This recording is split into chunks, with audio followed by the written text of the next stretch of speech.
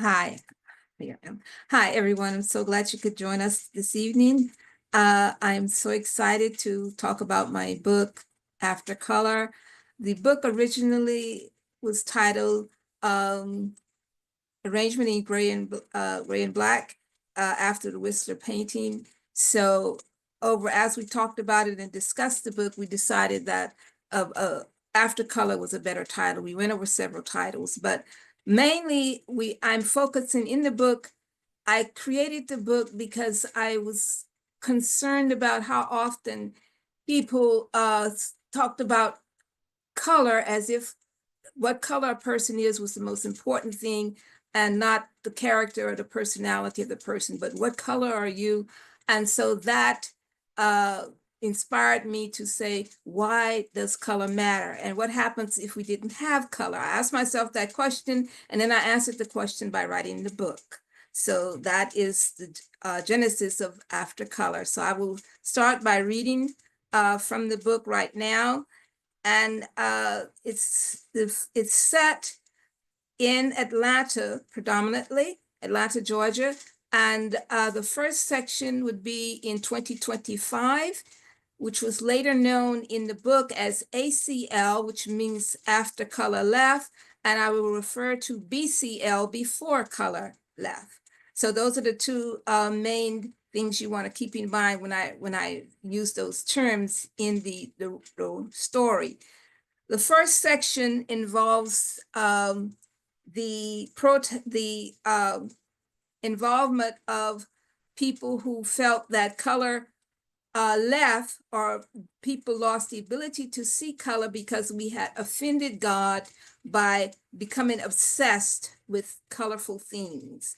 And so in order to get rid of the obsession, they created this sense that we need to uh, divest ourselves of so much color, or our obsession with color. So here we start in 2025 in Atlanta, Georgia. The procession started at Ponce de Leon and continued down Boulevard towards Grant Park, Atlanta's oldest municipal park with its rolling hills and Victoria mansions. Those who came for the march did not come empty-handed. They held their treasures close, just as the prophet said they would do.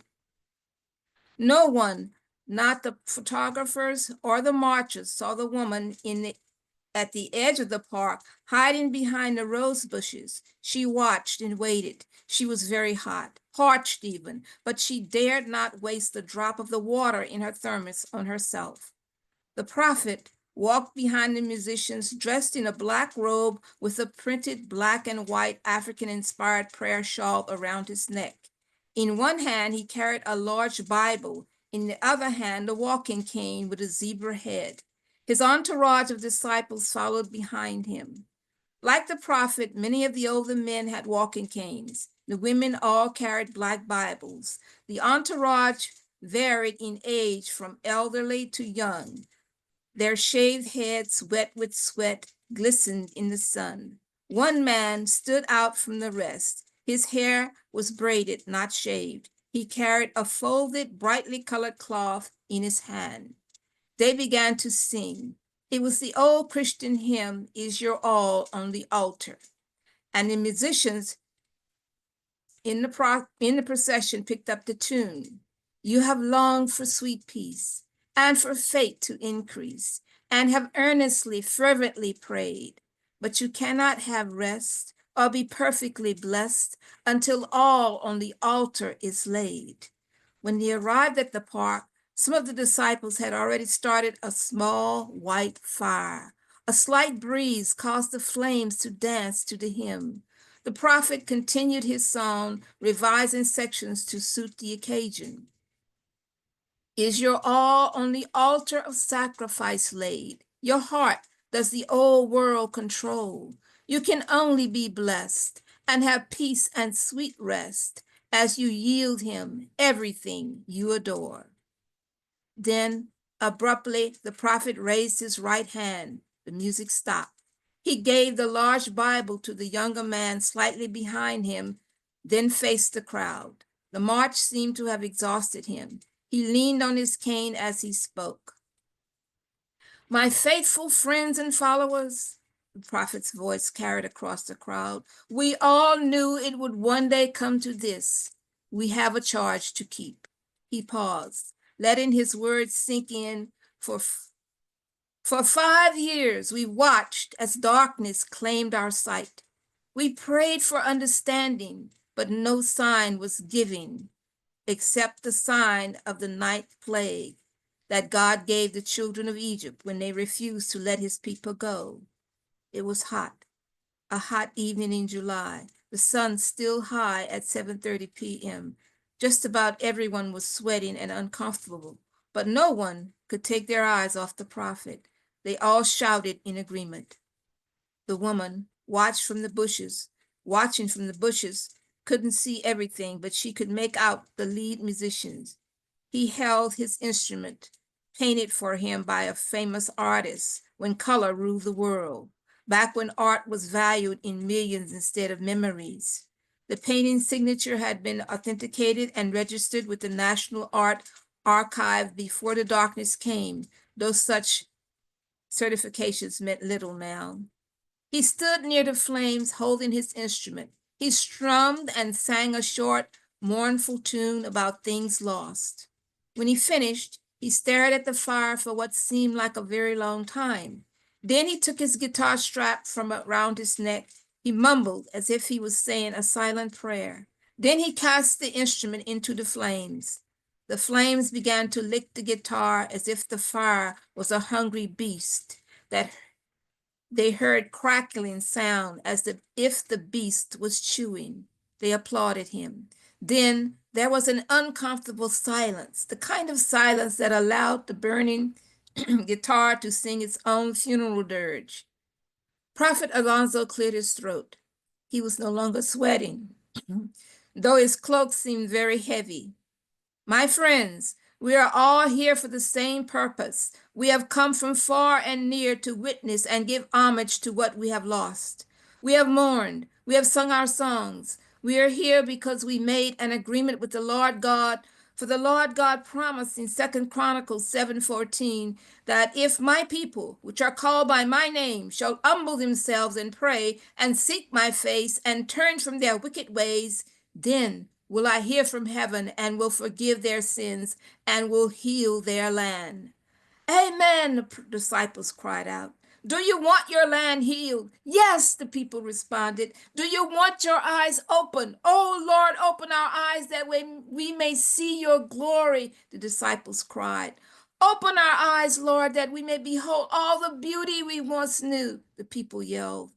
Prophet Alonso held out his right hand, and one of the younger men gave him his large Bible. Why are you here? The prophet yelled. To surrender our sins, the people replied. The prophet took the large Bible he had carried during the march and held it up. I confess that I have loved this edition of the Holy Bible more than I have loved God's word. When I went to read the holy words, I would pause to drool over the beautiful color paintings. When darkness came upon us, I would touch the painted reproductions and try to remember what they looked like before the world lost itself. I wept when the darkness hit me. I hugged this very Bible to my breast and cried, no, no, no, God, not this too. Please, let this little bit remain to me. But alas, when I opened my eyes, the darkness was upon me. Why, Lord, why? I cried out to my Maker. And he answered me, because you have loved it more than me. He held the book up above his head and yelled to the sky, I surrender, Lord, I surrender all. Then he cast the book into the growing pyre. The remaining musicians began to play I Surrender All. Each of his disciples began to come forward one by one with the books or items they had loved the most. Each was so intent on the fire that no one noticed one of the followers had hung back, moving to the shadows on the outskirts of the group. Prophet Alonso turned to the people and called out, Who among you is willing to make the first sacrifice? No one moved. Then his eyes started to glow with ire, reflecting the white edges of the fire. Finally, a well-dressed elderly man and his wife nervously stepped forward. They each held a painting. The watcher recognized the paintings immediately. The woman had Red and Orange Hills by Georgia O'Keeffe. The man had Portrait of Friederike Marr by Bear by Gustav Klimt. Both paintings had been worth tens of millions before the darkness came. The authentication certificates, engraved scans, and provenance documents were all there, attached to the paintings. But in a world of grays, even experts struggle to verify the subtle variations in brushstrokes and layering that had once distinguished originals from forgeries. Some claimed they could still authenticate through texture and technique alone, but fewer people trusted such claims with each passing year.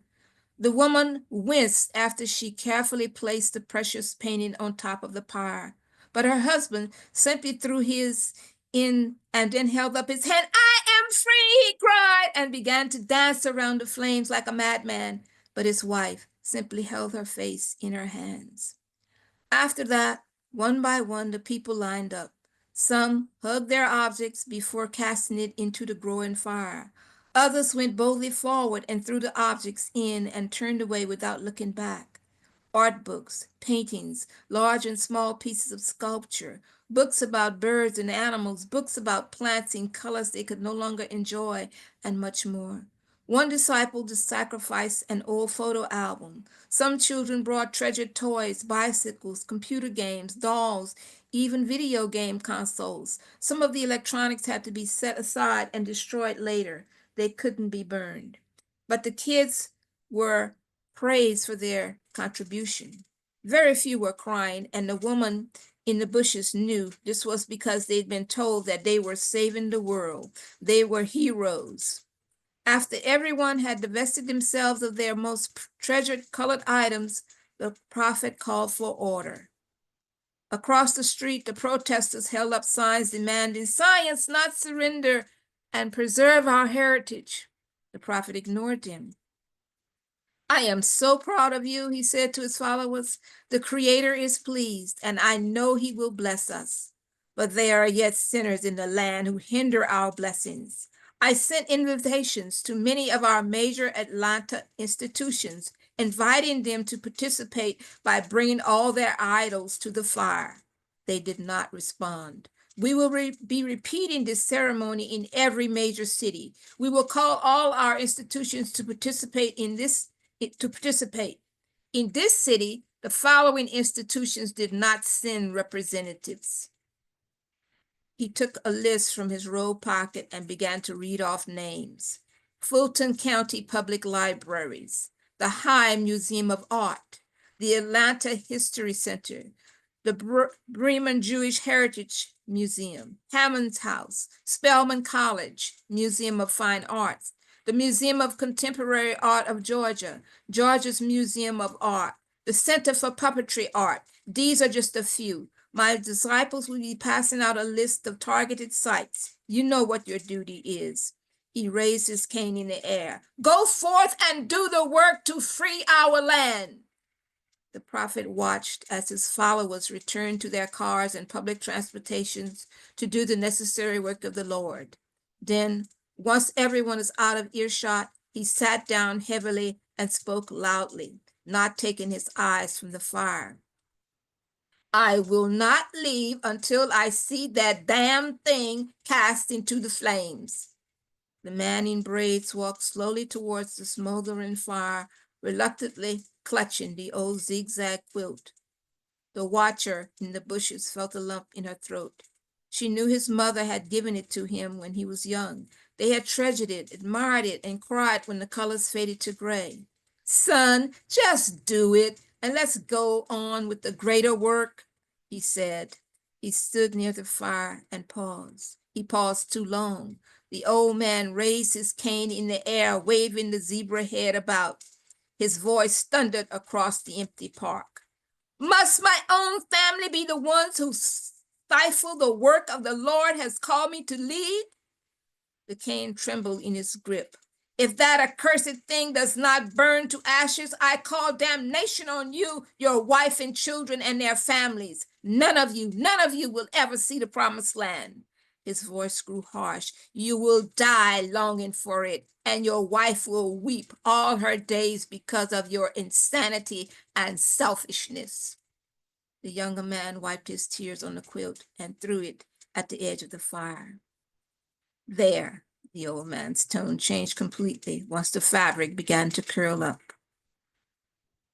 She left one more. It's in the High Museum and behind glass. But as dear as it was to me, it is all the more reason it must be destroyed. The woman behind the bushes remained hidden until she heard the men's voices fading away. She tiptoed to the edge of the fire, snapped out the smoldering flames from the quilt, and poured water on it from a bottle she had brought with her for that very reason. She cringed when it sizzled. As soon as it was cool enough, she picked it up and placed it in a sack, grateful that she had thought to spray the sack with flame retardant that morning. She looked up, saw her husband assisting his father into the car. The man in braids turned and she nodded at him, so he knew she'd done what she came here to do. The woman hid behind the bushes until she heard the car leave. Then she walked slowly towards home, weeping, sighing, and clutching the sack with the half-burnt quilt. Meanwhile, the faithful went to their target destinations, bent on destruction. No one was prepared for the cataclysmic assault on the art and literary world. The city was in a state of mass confusion. Many public buildings were set on fire. 2 public libraries were burnt to the ground. When the man in braids came home late that night, he was barely recognizable. His clothes and his skin were covered in ash, and he was clutching something under his arm. The young woman watched as he stood in the middle of the gray room, weeping. He gave her the item he held. After they left the hive for the next site, I managed to stay behind and salvage this. She uncovered the painting and laid it on the floor gingerly and stared at it, choking on tears. It was a sacred altarpiece on a wood panel. Madonna and Child with 6 saints, late 1300s, I believe, irreplaceable. She looked up. But were you able to save your mother's quilt? No, he said. All we have left is the one you saved tonight. Okay, so that was ACL 2025, and now we will jump ahead to ACL 2052, and I will introduce you to Jade, our main character.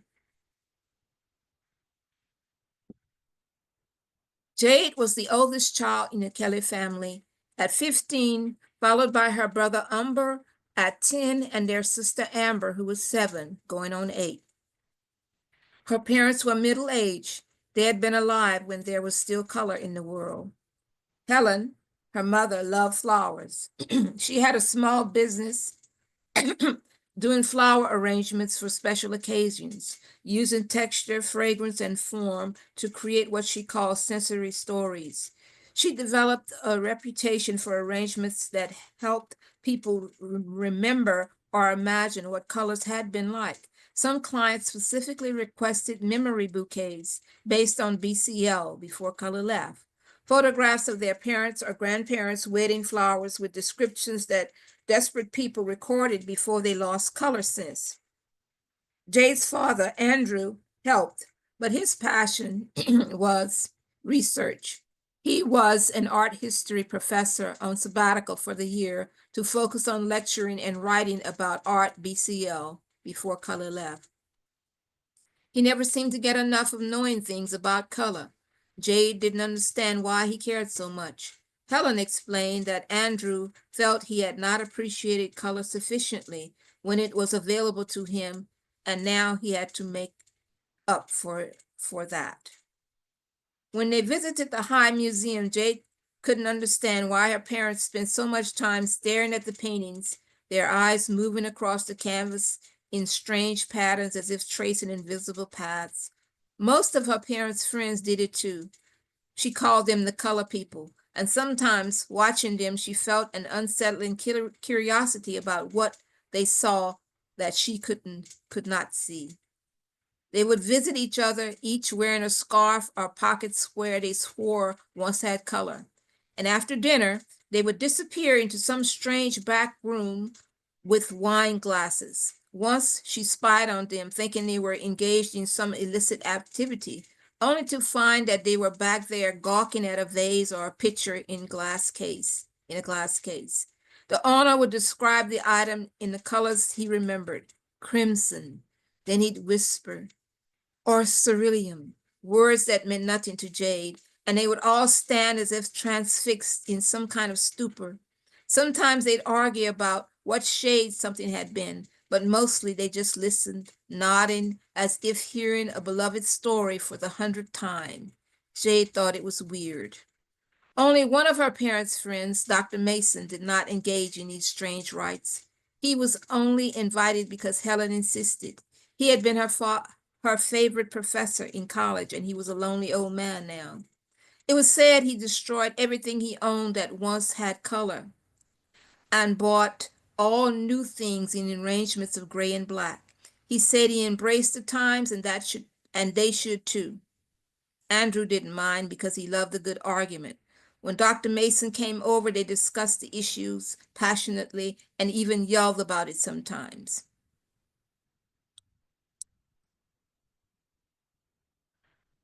Jade and her brother Umber liked to eavesdrop just to see how grown-ups fought with words. At school, they learned about the Great Transition and how society had adopted, but these arguments showed a different side of history, raw and unresolved. Umber sometimes joked that one day they would get real primitive and start hitting each other with books. To their surprise, one night his predictions almost came true. Dr. Mason and Andrew were having a heated disagreement over whether or not the painting colloquially called Whistler's Mother was black and white, or did it have some color in it. Andrew had an acquaintance named Powell who dealt in BCL antiques and was under increased police scrutiny. The authorities claimed he was selling unverified color items, but Andrew knew Powell had ways of authenticating pieces that went beyond the government's approved methods. Dr. Mason was arguing that all the proof they needed was in the title. The original title was Arrangement in Gray and Black, #1, and it was therefore an open and shut case. Andrew's friend Powell was guilty of selling lies. The print could not be a color reproduction if the original never had color, and the title was sufficient proof that the painting was gray and black. Andrew insisted that the painting had some color in it because he remembered thinking when he first saw it as a teenager that it was an arrangement. If it was an arrangement in gray and black, then why was there color in it? And if the painting had color in it, why assume the color print wouldn't? It says right here in the BCL art book, Mason, that there is a delicate gray-green on the wall. That's proof enough that the painting has color in it. That's proof that the book was written by a fanatic like yourself. Dr. Mason's hands trembled as he spoke. Someone who imagined they saw color. That's what people were always doing, going around painting everything they saw with an imaginary brush full of color that isn't there. Andrew's face reddened with anger. Color was objectively real. It was consistently experienced for all of human history. It was not consistently experienced at all. Mason's voice rose to a shout. His usual composed academic demeanor cracked. People saw color in many variations, which means it was purely subjective. Some didn't see it at all. It was certainly not objective reality. It was a mass delusion. Dr. Mason grabbed the book and threw it into the garbage can at the corner of the bookshelf. Then he kicked the garbage can and he gestured toward the bookshelf. All these are lies. All books written before color left have been destroyed except for a few ragged manuscripts hidden in dark rooms like this one. That book is a lie. Someone sold you a forgery. He was usually a bit belligerent during their talks, but this was a whole new level. African American art in full color, he continued. The very fact that they had to write in full color on the cover indicates to me that this is a forgery. Jade heard him throw the book on the floor into the trash and then pull another from the shelf. Her father did not say a word. He got eerily quiet, stood up, and left the room. She heard the back door swinging open in the kitchen and Dr. Mason throwing more books into the garbage can in the library. She ran to her parents' bedroom where her mother was folding laundry. Dad and Dr. Mason at each other again. You better come. Helen looked at her daughter with alarm and hurried to the den. Where's your father? I think he went to the garage. Helen ran to the kitchen and locked the back door. Her movements quick but controlled. She handled situations like this before. The trick was staying calm while everyone else lost their heads. Open the door, Helen, her father yelled a moment later. I can't do that, Andrew. She turned to her daughter, her voice steady. Jade, go see what Dr. Mason is up to. Jade ran to the library and peeped in and then ran back to the kitchen. She whispered, he's still taking books off the shelf and throwing them in the trash and on the floor. Lots of them. Oh, dear. Open the door, Helen. No, Andrew, I won't let you in until you calm down. I'll find the key. I know you have a key out here somewhere.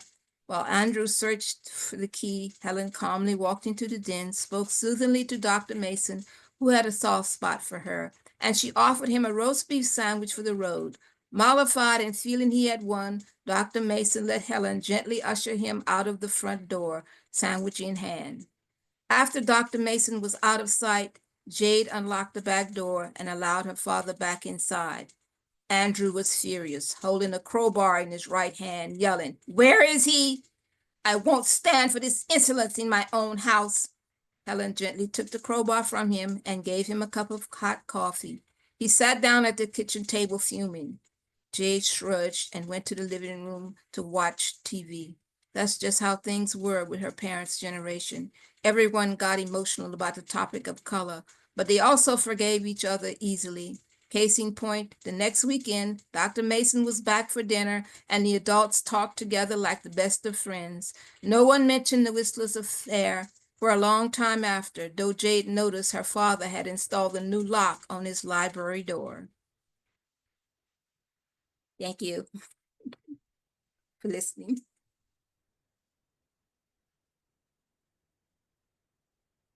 Oh my gosh, I'm so proud to be your publisher, Malaika. I'm so proud. What a reading. I think that's one of my favorite readings of all time, and I've been to a lot. You're such a great reader. Thank That's a you. real plus. That's a real plus. Not all authors can read their work that well.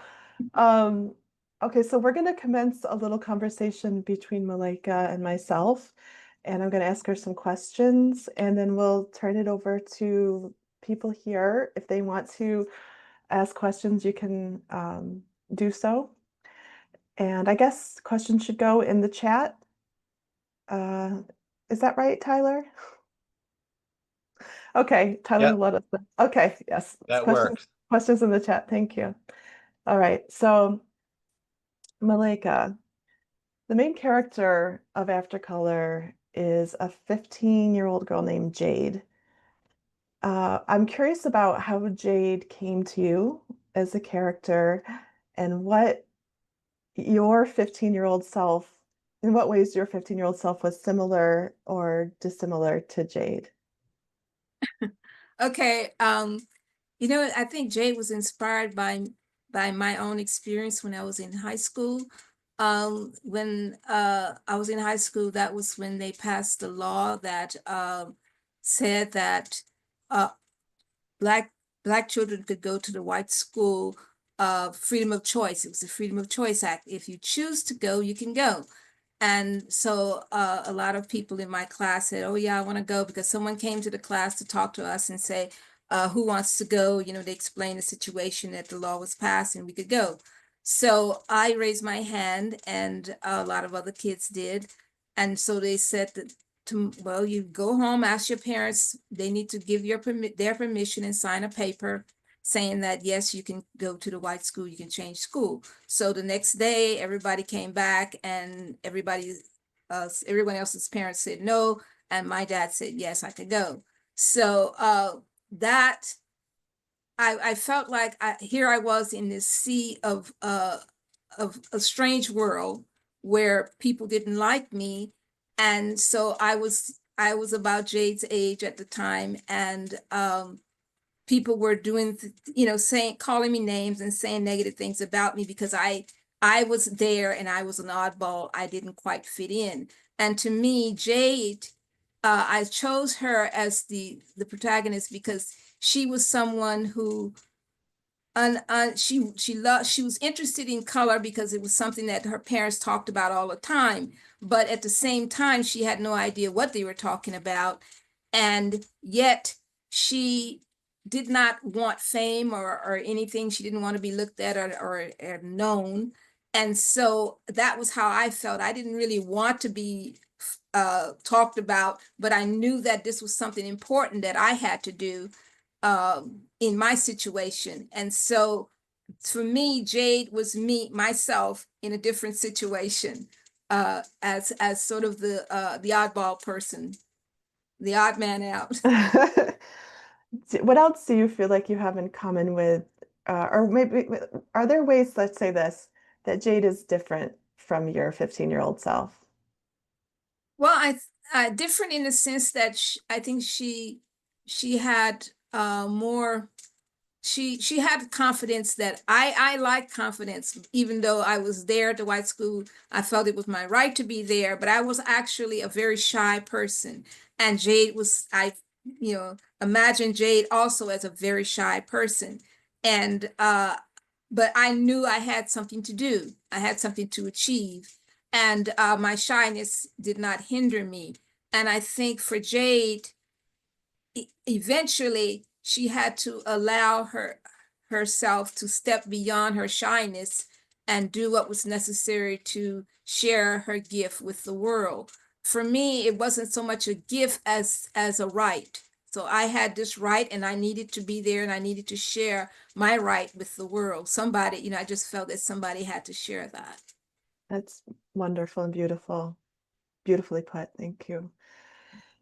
So, as Jade begins to see color, she doesn't know that she's seeing color because, of course, how do you describe color to someone who's never seen it? Um, I'm wondering what you remember about those first, experiences writing the book and trying to imagine what that was like for her.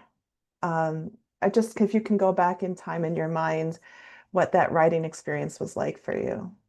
Yeah, it was actually quite hard because I was used to describing things in color, and I found myself every now and then writing something that then I said, oh no, she can't see that. She wouldn't know that. This was before she saw color, so she wouldn't know this. But yet at the same time, suppose she did see it and she didn't know that she was seeing it.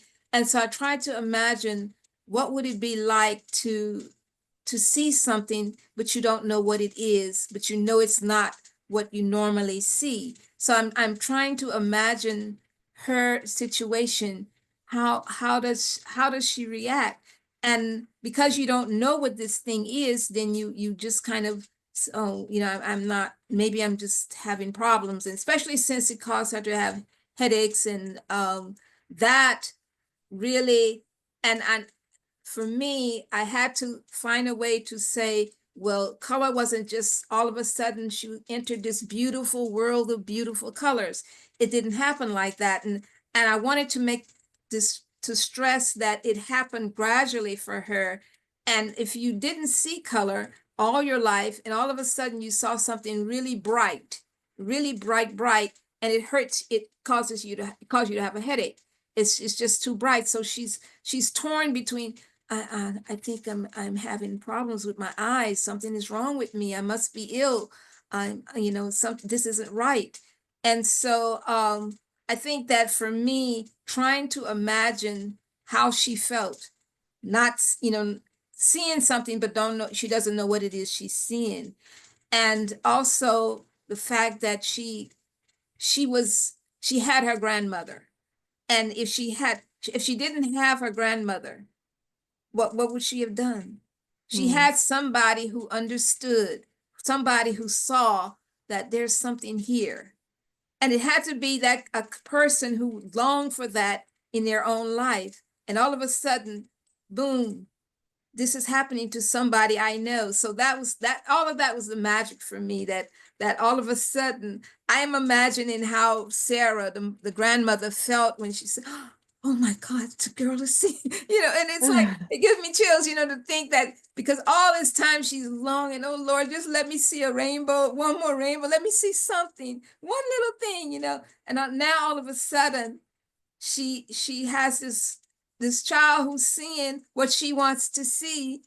And it would, if it was me and if I was Sarah, I would be, oh my goodness, this is happening, it's happening. And to have to prove it to herself and to Jade. So that for me was this reacting through the different characters was really fun. And to be honest with you, the character I liked the most was Prophet Alonso. I really found him fascinating. Me too. Yeah, so I guess my next question is about the world they live in and what we might call generational trauma, the way that 30 years have passed and some people are still holding on to the memory of color. Some people are saying uh, it didn't matter or it didn't even exist. It was a delusion, like Mason. And then we have the younger generation who's never seen color at all. And they have no context and they don't feel like they're missing out on anything. Right, right. Yeah. And to me, I really compare that to, I wondered what, because I'm a Christian and I believe, in the biblical story of Adam and Eve. And I thought, well, when Adam and Eve had their children and they said, well, we used to live in this place called Eden and it was perfect and beautiful. And I imagine the children looking at, sure. And especially after, the corruption and the anger and the jealousy, all that came in. And the parents were sitting there telling, oh, yes, we used to, the animals used to talk to us. And, we had all this, we didn't have to plant food. The food was just all around, just pluck it off the tree. And, so I imagine, what did the children say? It's like, come on, mom, this is stupid. That didn't happen. You made that up because you're feeling bad because work is so hard. And so that for me was the thing that I compared it to. It's like, how do you say to someone, we lived in Eden, and then these other children, and then the next generation and the next generation saying, whoever heard of anything so fairy tale, that's a fairy tale. So yeah, that for me was the comparison that I just wanted to show how easy it is for us to forget something important because it's no longer there, and then gradually you don't believe in it anymore. Mm.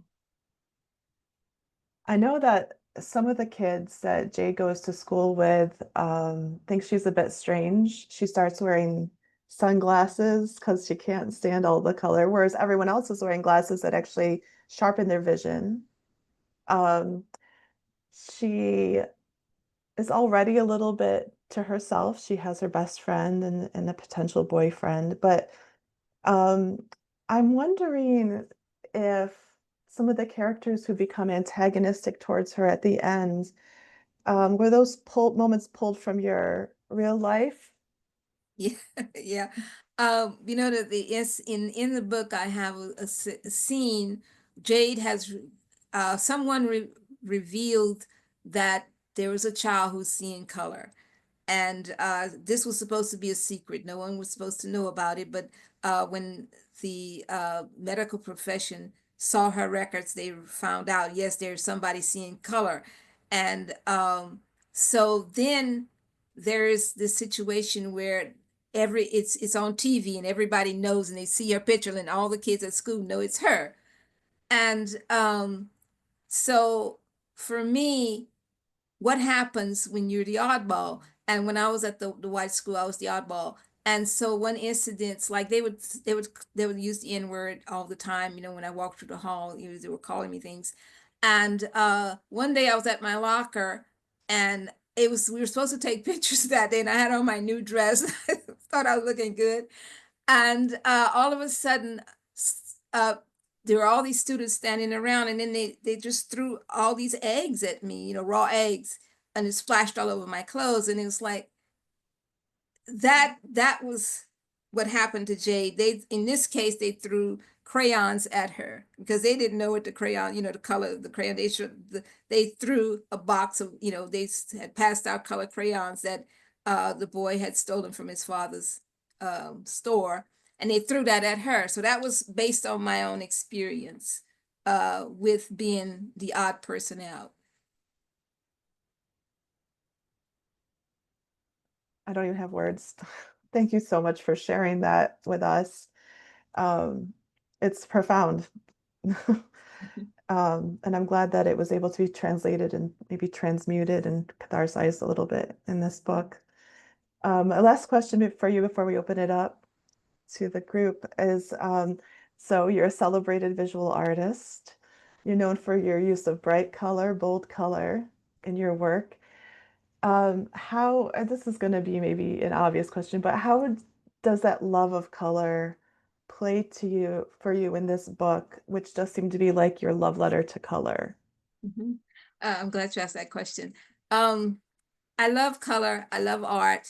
And, part of me in the book, what I wanted to do is I really want people to look at art again, to look at nature and just say, wow, just stop, because suppose you do lose it, I don't wish this on anybody, but suppose we lose it, the ability to see in color, you know, or suppose, and, this is highly possible that things will dry up, with the climate situation, we may lose all the beauty we have. And so I really want people to appreciate what we have now in our environment. When I was growing up, we lived across from the Mississippi River, and the levee was right in our like in the front yard, and in the road. And so there was the levee, and so we could run up the levee and go see the river.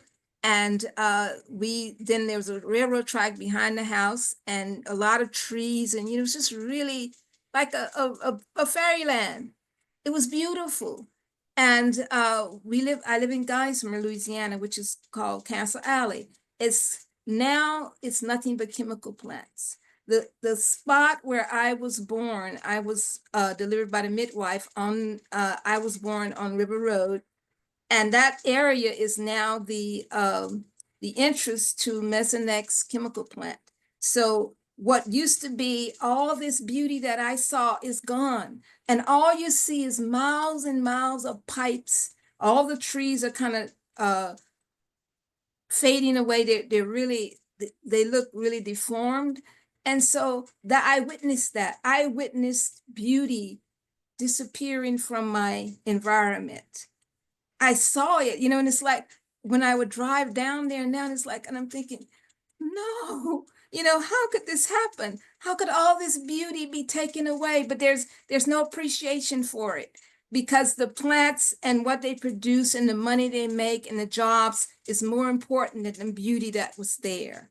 So I know this can happen, and I've seen it happen, and I just want people to really realize, enjoy, treasure the wonder you have, because we don't know how long we will have it. Beautifully put, perfectly put. Thank you. Very moving. I have a question for you from Daniel Hurd. He said, did the writing of this book change or enhance how you see things visually or in your art? So did it feed back into your art in any ways? Yeah, I think it did, because it really made me want to stop and enjoy and just appreciate more, because the realization that we can lose this. I mean, just imagine what's happening in Ukraine right now and what the landscape looks like when you see it on TV. All the beauty is gone. We can lose this. So I really felt that in writing the book, that this stuff this is precious. And I don't want to believe that that it'll happen, but I don't know. It's highly possible. It's highly possible that all the wonder we have and see can be lost. I mean, think about all of the buildings and museums and historic sites that have been bombed right now, not just in Ukraine, but all over the world where there's war and so forth going on. And so if you, and so when I wrote about that in the book, thinking about them burning the libraries and trying to destroy all the art in the High Museum, that can easily happen. It can happen to us. And that's why I feel it's very important for everyone to realize that you can't just let our leaders take away what we have, our treasures. And it can happen. It is happening, and it's frightening. It's frightening to me that this can happen, and it is happening. And so that's how I felt writing the book. I was being reminded, just like they lost color, we're losing a lot of things. Yeah. Yeah. Another profound answer. Thank you. I've been asked to talk about my decision to publish your book, and I'd love to. When I launched the Cosmographia Prize for Spiritual Fiction, um, far and away, my favorite submission was Malaika's book. I remember walking around, I had put it on text to speech so I could take a walk and listen to it, in my headphones, and just wandered around and just fell in love with the story. There's something not just incredibly interesting about the concept, but it's a beautifully heartfelt, not just heartfelt, but like I'd say emotionally intelligent rendering of what it means to, yeah, to love beauty, what it means to love family, what it means to care about what makes life rich. And there were these beautiful threads of, when I say spirituality, I mean like it was about looking for transcendence. It was about looking for meaning and trying to make sense of a trauma, which was the loss of color, and how we deal generationally with traumas and losses like that. I, of course, saw immediately the parallels between, like, what we say of color, diversity, color, the beauty, the necessity for diversity, and to celebrate diversity, especially because in this world, people are losing their sight even more. And then there's some talk about maybe everything will just become, gray, just like one shade of gray, right? And would that be good? Would that be bad? And these discussions is very philosophical at certain points. You know, Cosmographia is a small press, and we are, like many small presses, always struggling. But it's so worth it to put books like this out into the world. Thank you. Thank Yeah, it makes me happy. And I want to thank everyone who attended tonight, and if, I guess I'll ask if there's any more questions. You can ask them now, and if not, I will just say that Aftercolor is available on Amazon in paperback, ebook, and audiobook formats. If you want to support the press and we get a larger cut of it, you can go to our website at cosmographiabooks.com. They're both links are listed in the chat. And just send me an email and we'll order it that way. Otherwise, please read the book, tell people about it, tell us what you think about it, review it on Amazon. And thank you so much for coming tonight. you. Appreciate all of you taking the time.